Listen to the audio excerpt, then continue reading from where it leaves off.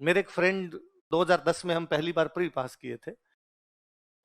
नया नया pre pass करते बड़ा जोश होता है यार, प्री पास हुआ, मेंस की तैयारी कर रहे हैं। उस साल क्या आरपीएससी ने केवल 45 दिन दिए, मेंस देना है 45 दिन, ये तुम्हारे पास दो। तो हम वो थे कि भाई पहली बार है, बस 45 दिन में पट पुट आकर अपने को बहुत अच्छा सा मेंस देना है। हमारे एक फ्रेंड, और वो इतने ज्यादा मतलब वो लिहाजू, लिहाजू समझते हो, लिहाज करने वाला, जो किसी की बात को टाले ही नहीं। तो एक तो था ना, मैं आपको कोई काम कहूंगा, अरे कल काम करना, और आपको नहीं सर कल टेस्ट है, कल नहीं होगा सर परसों कर दूंगा। एक भले ही आपका टेस्ट है, पर आपको लगता है यार सर ने कह दिया तो अब रात को नहीं सोएंगे, टेस्ट का रात को पढ़ेंगे, पर दिन में सर का काम कर देते हैं, मतलब अपना नुकसान करके भी। उस टाइप के वो हमारे लिहाजू दोस्त है कि उनको काम कह दिया तो उनको लगता है कि मैं मेरा नुकसान कर लूंगा, पर इसने कहा तो यार काम तो टालना नहीं। उनके पास इतने कॉल आते, और फिर कॉल उस टाइप के, वो उदयपुर पढ़े हुए, उदयपुर पढ़े हुए, तो उदयपुर के दोस्तों में किसी की कॉल आ जाए कि भाई कोई जानकार कॉल आ जाए कि लो एसएमएस में हमारे कोई भर्ती है, ब्लड दे के आओ, जाओ भाई।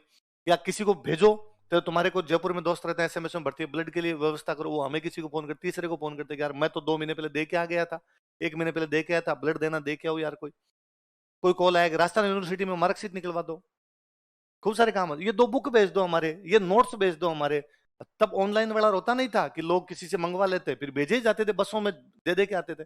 फलाना दोस्त आ रहा है, बस में आ रहा है, उसको लेके आओ, फलाना जी आए उसको छोड़ के आओ, फलाना जी आए उससे मिल के आओ। तो वो यूं बड़े परेशान, तो उन्होंने कहा मैं यार सिम चेंज कर लेता हूँ। बोलाएंगे नहीं, नहीं सिम, नए नंबर किसी के पास होंगे नहीं। तो उन्होंने सिम चेंज की, सिम चेंज करके उन्होंने अपने पापा को फोन किया, घर वालों को तो दे, घर वालों को नंबर।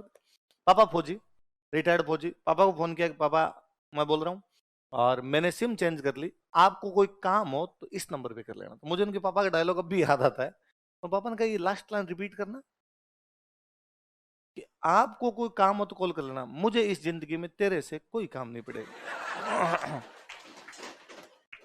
और इतनी औकात भी नहीं है कि मेरे काम करेगा। मैंने ना जिंदगी के 50 साल लिए मेरे दम पे, और मुझे मेरे काम करने आते हैं।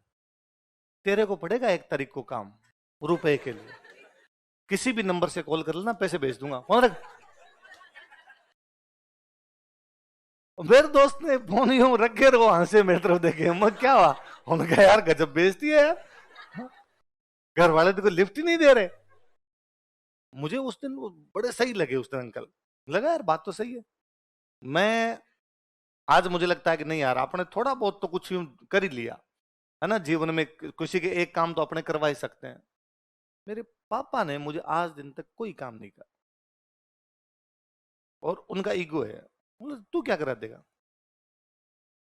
कई बार उनका कोई काम होता है, कोई फंसा हुआ है इधर उधर, मेरे को छोटे वाला भाई फोन करके कहता है ये तेरे को नहीं कहेंगे, एक ऐसे ऐसे परेशानी है, तू एक कॉल कर देगा वहां पे, ये काम हो जाएगा। तो मुझे लगता है मैं डायरेक्ट कॉल करूंगा तो इनको फिर बुरा लगेगा, तो मैं इनसे पूछ तो लूं। मैं उनको पूछता हूँ ऐसा ऐसा कुछ चल रहा है क्या ना, मुझे कहीं से समाचार मिला कि ऐसी ऐसी कोई बात मैं कर दूंगा, ना ना हो जाएगा, तू तेरा काम देख, मैं कर लूंगा अपने हिसाब से, हम आप सेटल कर लेंगे। इस 100 बात की एक बात यह है कि घर वालों को भी अपने से कोई काम नहीं पड़ता।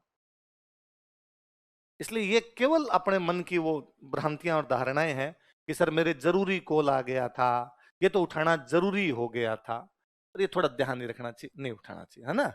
और नहीं, सॉरी की बात नहीं, उठा लेते हैं बच्चे, कोई दिक्कत नहीं है, मैंने कभी मना भी नहीं किया आपको, आप कॉल लेके बाहर भी चले जाते हो। पर खुद के स्तर पर कभी देखना कि वो काम इतना इंपॉर्टेंट नहीं है जितनी इंपॉर्टेंट क्लास है। सिंपल, एक बहुत अच्छी सी दिमाग में ध्यान रखना, आप जीवन में कोई काम करो, जिस काम को जब कर रहे हो उस समय उसको ईमानदारी से कर लो, उनके रिजल्ट मिलते हैं। ऐसा कभी नहीं होता कि आपने अपना काम ईमानदारी से किया और उसका रिजल्ट नहीं मिला हो। हर काम का अंत तो गत्वा एक दिन कहीं ना कहीं रिजल्ट आता है। मैंने कई बार, मैं खुद जब सोचता हूं तो मुझे लगता है यार, मैं 2010 में जब यहाँ आया था ना, तो पढ़ने के लिए आया था कि मैं आरएस बनूंगा। पढ़ाई की, तैयारी की, जब तैयारी की मैंने मेरी तरफ से ईमानदारी से की, फाइनल सिलेक्शन नहीं हुआ, उसका कारण मुझे हमेशा ये लगता है कि जिन लोगों का हुआ वो मेरे से ज्यादा पढ़ते थे, मैं उनसे थोड़ा कम पढ़ा, जिन लोगों का हुआ मेरे से ज्यादा पढ़ते। ऐसा कभी नहीं कि मैं तो बहुत अच्छा पढ़ा और फिर भी मेरा नहीं हुआ। जिनका हुआ है वो ज्यादा पढ़े होंगे, पढ़ना 20 होगा, मैं 19 रह गया हूँ, वो थोड़े 21 पढ़ गए होंगे, इसलिए उनका हो गया और मेरा नहीं हुआ। बाकी वो 5 7 10 नंबर का गैप था, 5 7 10 नंबर और आते थे, हम उधर चले जाते, वरना इधर रह गए। और उन दिनों पढ़ाई तो ईमानदारी से की, फिर पढ़ाने लगे। अब वो पढ़ाई की हुई थी तो कहाँ काम आए, तो सब इधर कर लेते हैं, तो ये पढ़ाने लग गए। इधर भी मेरे कुछ ही नहीं सोचा हुआ, मैं दिलीप सर के पास एक दिन यूं रैंडम बैठा था, मैं सीनियर स्टूडेंट था कि भाई एक मेंस दे दिया, दूसरा मेंस होने वाला था हमारा। तो तब इतना स्टाफ नहीं होता था कोचिंग में स्टाफ नहीं होता था, तो अब पेपर कौन बनाए? One man army Dilip sir हुआ करते, सारे सब्जेक्ट दिलीप सर पढ़ाते।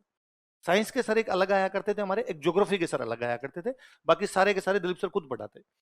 तो सर कहते यार ये पेपर बनाने कौन, तो हम जितने सीनियर थे, मैं आप में से कोई ऐसे सीनियर हो जाते, दिलीप सर हमें कहते हैं कि तू हिस्ट्री का पेपर बना के लेना इस बार, तू पॉलिटी का पेपर बना लेना। और हमें लगता है कोचिंग का काम है, वो करना चाहिए, अपनी कोचिंग अपना काम है, पहले अपने टेस्ट थे तो अपने किसी सीनियर ने लिए तो अपने को लेना चाहिए। तो हम कॉपियां चेक करते, हम पेपर बनाते एकदम सेवा भाव से, स्प्रिंग बोर्ड अपना घर है, अपने को ये काम करना चाहिए।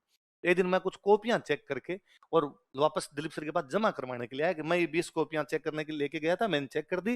ये जो बैठे थे सर ने मेरे को कहा कि यार ये एक बैच चल रहा है, इसमें सब कुछ पढ़ा दिया यार, हिस्ट्री पढ़ा दी, पॉलिटी, इकोनॉमी, ज्योग्राफी, साइंस, सब। ये राजस्थान जी के बाकी पढ़ी है, राजस्थान जी के दिलीप सर ही पढ़ाते थे, तुम पढ़ा दो। यार मेरे से नहीं पढ़ाया जाए, अब यार सारे सब्जेक्ट में कब तक पढ़ाता रहूंगा यार। तब तक बेच बढ़ने लग गए थे, पहले बेच एक या दो होते, उस साल बेच 5 या 6 बेच थे। मैंने कहा यार ज्यादा बेच यार मेरे से अब नहीं हो, मैं यार थोड़ा बहुत तो यूं ठंड खाने दो रहे, मुझे मुझे लगाए रखते हो। तो मैंने, दिलीप सर ने मेरे कहा और बता जयपुर में अच्छा टीचर कौन है जो राजस्थान जी के पढ़ाते, तो हमने बैठ के कई टीचर डिस्कस किए। उस समय जो टीचर अलग अलग कोचिंगों में पढ़ाते थे सर, वो सर के नहीं यार वो तो आरएस को नहीं पढ़ाते वो। तो मैं सर को वापस कर दूंगा, सर वो तो इंग्लिश मीडियम वाला भी अपने को चक्कर पड़ेगा, वो इंग्लिश की टर्म तो बतानी पड़ेगी कम से कम बच्चों को, वो ही नहीं बता पाएंगे सर वो। सर उनकी हिस्ट्री अच्छी है, कल्चर नहीं होगा। ये 3 4 हमने खुद ने एक दूसरे से डिस्कस करके खारिज किए कि उनमें ये हो जाएगा, उनमें हो जाएगा। सर के पता नहीं क्यों दिमाग में तू पढ़ा ले, मैं कैसे, कि तेरे कहानियां वानियां तो आती है। मैं क्लास में दिलीप सर पढ़ाते थे, बीच में खड़े होकर कहानियां सुना दिया करता है सर, इस पे मैं एक बात और बताऊं, और दिलीप सर हमें पूरा मौका देते कि हाँ कोई नई बात एक्स्ट्रा किसी को आती है तो कोई बता सकता है। तो यार तेरे को चीजें तो इधर उधर की पता ही, हाँ मेरे वाले नोट्स पढ़ाने पढ़ाते। मैं अगले दिन से क्लास लेने लग गया, अपना कुछ ही कभी नहीं सोचा कि अपने मास्टर बनेंगे। दिलीप सर ने कहा पढ़ा, मैं पढ़ाने लग गया। कितनी क्लास लेनी? एक क्लास लेनी। 5 7 दिन में सर ने कहा श्याम वाले में और पढ़ाना है, श्याम वाले में पढ़ा दिया। महीने भर बाद में वैकेंसी आ गई, वैकेंसी आई तो बेच बन गए 5 6 और, तो 12 13 कोई बेच हो गए। तो अब कहा सुबह से शाम क्लासें लेनी है, तो आपने कुछ नहीं सोचा, सुबह 6 बजे उठे, 7 बजे कोचिंग आए, 7 से 7 बजे तक लगातार क्लासें हुई, वापस चले गए। जो पढ़ाना था वो शाम को जाके वापस पढ़ा, नया नया होता दिल्ली में पढ़ता, भाई ये पढ़ाना ये पढ़ा, नई चीजें देखता, पेपर देखता खूब सारे। आप अभी भी नोटिस करोगे मेरे नोट्स के अंदर, वो 10 दिन पहले पेपर हुआ भी अपडेट हो जाता है। मैं अभी तक भी पेपर पढ़ता रहता हूँ पुराने, कि यार नया पैटर्न क्या है, क्या नई चीजें पूछ रहे हैं। वो तो रेयर कभी होता है कि भाई कोई क्वेश्चन पुराने पेपर में पूछा हुआ है, मेरे नहीं दिमाग में मैं नहीं लिखवा पाया। ज्यादातर 99% जो चीजें होंगी अपडेट मिल जाएगी, मैं जाके पुराने पेपर देख लेता, ये कर लेता। ईमानदारी यही तो है। क्लास में जाके पढ़ा दो, दिल्ली चले जाओ क्लास में, छुट्टी मत लो, केवल पढ़ाने में जो आपका सिलेबस है वो कंप्लीट करवा लो, पुराने पेपर है बच्चों को वो करवा लो, बच्चों के टेस्ट ले लो। कई सालों तक मैं ये कर रहा था, मैंने ये भी नहीं सोचा इसके क्या निकल रहा है रिजल्ट। मुझे ये था कि ठीक है इससे अपने को पैसे मिल जाते हैं, अपने ढंग की जगह बैठे हुए हैं। मुझे ये पैसों से ज्यादा ये था कि मैं यार अच्छे लोगों के बीच रहता हूँ, यार दिलीप सर के साथ रहते हैं, बाकी वाले फैकल्टी सारे ज्ञानवान लोग हैं, ज्ञानवान लोगों के बीच में रहते हैं। नौकरी तो क्या पता और ही कर ले, पर वहां आसपास में जो लोग होंगे पता नहीं किस प्रकार के लोग हो, नेगेटिव प्रकार के लोग हों, बुरे लोग हों। यार सारा माहौल बहुत अच्छा था। पर मुझे यूं कभी कभी बीच में लगता है कि यार सुबह से शाम तक एक ही काम करते हैं, सेम कहानी, वही सांगा की कहानी इस बैच में, वही सांगा की कहानी वापस 11 से 1, वही सांगा की कहानी वापस 5 से 7, कोई चेंज ही नहीं। तो मतलब यार ये अपने जीवन में एक वो आ गया, पूरा ठहराव सा आ गया, अब पूरे जीवन में एक प्रकार का ही काम करना है यार। बस ठीक है इससे रुपए मिल जाते हैं अपने को, ये ठीक हो जाएगा। फिर आया कोरोना, कोरोना आया तब हम ऑनलाइन आए। शुरू शुरू में ऑनलाइन आए तो मुझे बड़ा डर लगता था कि यार ऑनलाइन पढ़ाएंगे कैसे, कैमरे के सामने कैसे पढ़ाया जाए और पढ़ाया जाए। धीरे धीरे वो आदत पड़ी। जो वीडियो वायरल होने शुरू हुए ना, हमने नहीं किए, लोगों ने। स्प्रिंग बोर्ड के ऑफिशियल ऐप पर सिंगल वीडियो नहीं है, एक भी आज दिन तक, 2020 से लेके 2025 से स्प्रिंग बोर्ड के ऐप ने कोई वीडियो नहीं लगाया। क्लास के वीडियो पड़े होंगे, मेरे को 2 2 घंटे के वीडियो पड़े होंगे, उस समय बिजोलिया किसान आंदोलन मैंने पढ़ा रखा होगा। विजय सर के आईआर के खूब सारे वीडियो होंगे, लक्षिता मैम के पूरी वर्ल्ड ज्योग्राफी के वीडियो पड़े, दिलीप सर के पॉलिटी के वीडियो पड़े, विजय सियाग सर के राजस्थान के ज्योग्राफी के वीडियो पड़े, शिवेंद्र जी की टेक्नोलॉजी के वीडियो खूब सारे पड़े। ऐसे कोई यूं कट कर इस प्रकार का एक भी वीडियो नहीं लगाया। मेरा तो स्पेशली कोई नहीं है, कोई अब कोई दूसरे को लग गए, किसी विजय सर के कोई आईआर के लगे और लगे तो भले ही हो, लोगों ने उठाए अपने आप। कौन वीडियो उठाने वाला, कौन उनको देखने वाला, कुछ ही नहीं। अब जब मुझे ये थोड़ा बहुत कोई कहता है ना, कभी मैं तो खुद भी ये नहीं मानता कि ऐसा कुछ बहुत ज्यादा हो गया, पर फिर भी कोई मुझे कहता है ना, अरे हम आपकी वीडियो देखते हैं, ओ मजा आता है सर, बड़ा अच्छा पढ़ाता है, मुझे लगता है यार ये केवल और केवल ईमानदारी है। इतने गुण भी अपने में नहीं है, इतने ज्ञान भी नहीं है अपने में, इतनी कोई एक्स्ट्रा मेहनत भी अपन ने नहीं की है, बस अपने अपना काम ठीक कर लिया था कि क्लास में जाके महाराणा प्रताप के बारे में मुझे ये लगा कि बच्चों को समझ में कैसे आ सकता है, तो जैसे मुझे आया था वैसे बच्चों को आ सकता है। मुझे कैसे आया था तो मैंने ऐसे ऐसे पढ़ा था, एग्जैक्टली वैसे वैसे जाके पढ़ा दिया, उसमें इधर उधर मैंने सोचने की कोई आवश्यकता नहीं। अच्छा, मैंने और नोटिस की, मैंने जब कभी ऐसा सोचा होगा ना, यार ये वाली बात ऐसे बता दूं तो ये वाली बात यदि लोग सुनेंगे तो उनको और मजा आएगा, तो उनको और अच्छी लगेगी, आज दिन तक वो वीडियो वायरल नहीं है। वो बातें जो सामान्य तरीके से तुम लोगों से किए हुए वो सारी वायरल है। डेढ़ होशियारी नहीं इसका मतलब। जहां तुम्हारे दिमाग में इस प्रकार के कीड़े आएंगे कि मैं कुछ कर सकता हूं, भगवान सब देखता ऊपर बेटा, तू कौन है, तू अपना काम केवल उस तरीके से कर ले। तो ये है ना, ये हमेशा ही देखा करो इस चीज को कि हम अब कई बार स्टूडेंट सोचता है कि सर मैं सिलेक्शन करवाना है, मुझे अभी क्या करना चाहिए, कुछ ही नहीं करना। आज जो पढ़ा है वो शाम को याद होना चाहिए, डेली का काम डेली सही हो जाए।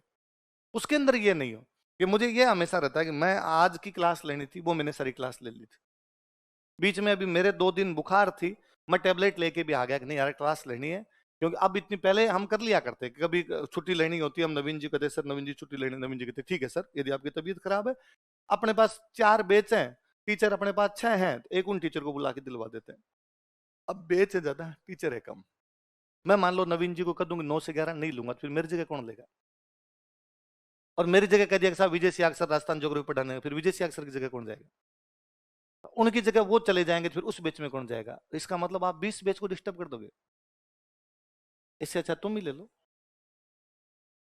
मैं दलीप सर नए नए पढ़ाने लगे थे, दलीप सर हम सब फैकल्टी कहते थे कि कई बार 7 से 9, 7 बजे सुबह सुबह की तबीयत खराब है, सर कहते कोई बात नहीं, क्लास में आके बैठ जाओ। ये मेरा किया हुआ है, मैंने सर का देखा हुआ है, दूसरों का देखा हुआ है कि मैं कई बैच में 7 बजे गया, मैंने जाके बच्चों का कहा कि मेरी तबीयत भयंकर खराब है, मेरे से खड़ा भी नहीं हुआ जा रहा। बच्चों ने मुझे कहा कि सर कोई नहीं, आप हमें क्वेश्चन दे दो, हम उनके आंसर लिख के दिखा देंगे, आप बैठे रहो। या सर आप धीमे धीमे बोल दो, बोर्ड पे मत खड़े होना, हम लिख लेंगे, क्योंकि बच्चों को दिखता है आया है ना ये, हम लिख लेंगे, वो कोऑपरेट करते हैं। इसकी जगह यदि बच्चों को नवीन जी जाके कहते कि सर आज आएंगे ही नहीं, 7 से 9 जाओ तुम चाय पी के जाओ, सारे सारे गालियां निकालते ना। ये क्या तरीका है? बच्चों को मन में आती है यार हमें क्यों बुला लिया, पहले क्यों नहीं मैसेज किए? क्योंकि वो का वो जब मास्टर बैठा होता, मैं या कोई दूसरा कोई बैठा होता है, बच्चों लगता है नहीं यार सर आए हमारे लिए, आ गए सर, और सर लिखवा रहे तो हम कर लेते हैं। इसलिए हमेशा अपनी चीजें अपने लेवल पर सही रख ली जाए, बाकी सब दूसरी अपने आप हो जाएगी। भगवान सब देखता है, वो रिजल्ट एक दिन देता है। विद्या एकमात्र चीज है जो व्यर्थ नहीं जाती। माँ सरस्वती एकमात्र देवी है जो अपना ऋण अपने ऊपर नहीं रखती। बाकी हो सकता है मैं कहूँ कि आदमी कोई काम मेहनत से करे, किंतु परंतु हो सकता है कि भाई हम खेती करते हैं गांव के अंदर, पूरी जी जान लगा खेती करते हैं, और बारिश नहीं हुई और किसी ना किसी प्रकार से खेती खराब हो गई हमारी। हम पशुपालन बहुत अच्छा सा करते हैं, कोई बीमारी आ गई किसी प्रकार से खराब हो गई। इधर भी होता है अपने साथ कि आप बहुत अच्छी तैयारी करते हैं, अपना सिलेक्शन नहीं हुआ, पर वो कहीं ना कहीं दिखेगी चीजें, वो कहीं ना कहीं आएगी, विद्या कहीं ना कहीं काम आ जाएगी आपके। इसलिए इसमें कतई कोताही नहीं बरतनी। कभी फोन जैसी ये चीजें बड़ी छोटी चीजें हैं, इन चीजों की तरफ ध्यान नहीं देना। और इस बात को एक लाइन से और सोच लिया करो कि जब फोन नहीं थे तब भी लोगों के जीवन थे।